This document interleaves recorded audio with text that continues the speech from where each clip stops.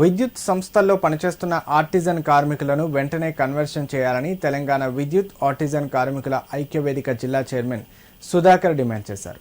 ముఖ్యమంత్రి రేవంత్ రెడ్డి ఎన్నికల ముందు కార్మికులకు ఇచ్చిన హామీని నిలబెట్టుకోవాలని ఆయన కోరారు. ఆర్టిజన్ కార్మికుల సమస్యలు పరిష్కరించాలని కోరుతూ తెలంగాణ విద్యుత్ ఉద్యోగుల జేఏసీ ఆధ్వర్యంలో సిద్దిపేట డిఈ కార్యాలయం ఎదుట ధర్నా నిర్వహించారు. ఈ ధర్నాలో ఐక్యవేదిక నాయకులు పాల్గొని విద్యుత్ ఆర్టిజన్ కార్మికులకు సంఘీభావం తెలిపి మాట్లాడారు. ఆర్టిజన్ కార్మికుల పట్ల ప్రభుత్వం నిర్లక్ష్యం వహిస్తుందన్నారు. గత ప్రభుత్వ హయాంలో ఆర్టిజన్ కార్మికుల సమస్యలపై సమ్మె చేస్తుంటే అప్పుడు ప్రతిపక్షంగా ఉన్న కాంగ్రెస్ అనేక వాగ్దానాలు చేసి ఇప్పుడు ఆ ఊసే ఎత్తడం లేదని ఆరోపించారు.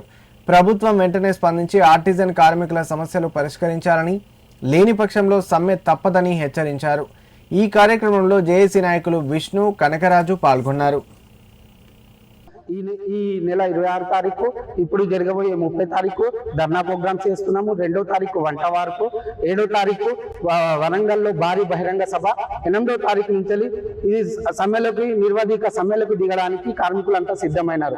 ముఖ్యంగా మా డిమాండ్స్ వచ్చి ఆర్టిజన్ల కార్మికులని విద్యార్థులను బట్టి కన్వర్షన్ చేయాలి, మళ్ళీ వాళ్ళకు ఎగ్జిస్టింగ్ రూల్స్ ఇవ్వాలి, స్టాండింగ్ ఆర్డర్స్ ని రద్దు చేసి ఎగ్జిస్టింగ్ రూల్స్ ఇవ్వాలి, మిగిలిపోయిన నాన్ ఆర్టిజన్ గా ఉన్న కార్మికులని ఆర్టిజన్ గా గుర్తించాలి. అన్మైన్ వర్కర్లను ఏదైతే ఎన్పిడిసిఎల్ లో కీలకంగా పనిచేస్తున్న అన్మైన్ వర్కర్లను కూడా సంస్థలో విలీనం చేసుకోవాలని కోరుకుంటున్నాము. పీస్ రేట్ కార్మికులు, మీటర్ రీడర్స్ ఎవరైతే చిన్న స్థాయిలో ఉద్యోగం చేస్తున్నారో వాళ్ళని కూడా ఉద్యోగ భద్రత ఇచ్చి 1104 జీవో 11 ప్రకారంగా వాళ్ళకు కనీస వేతనాలు ఇవ్వాలని అంటున్నాము. మేము ఈ గత ప్రభుత్వంలో మోసపోయినాము.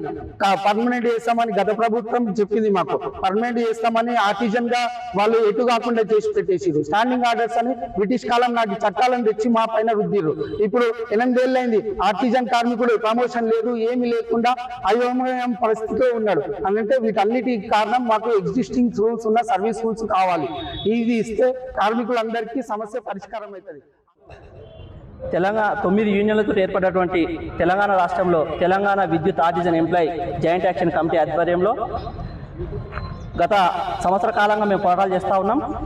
ఈ నెల 26 తారీఖు నాడు డివిజన్ ఆఫీసుల ముందు ధర్నా, 30వ తారీఖు నాడు ఈరోజు డివిజన్ ఆఫీసుల ముందు ధర్నా, అలాగే 2 తారీఖు నాడు సర్కిల్ ఆఫీసుల ముందు రాష్ట్ర వ్యాప్తంగా వంట వార్త కార్యక్రమం, అలాగే 4 తారీఖు నాడు జెన్కోలో ప్రోగ్రాము, అలాగే 7 తారీఖు నాడు ఎన్పిడిసిఎల్ వరంగల్లో పెద్ద ఎత్తున ప్రోగ్రాం చేయబోతా ఉన్నాం జేఏసీ ఆధ్వర్యంలో.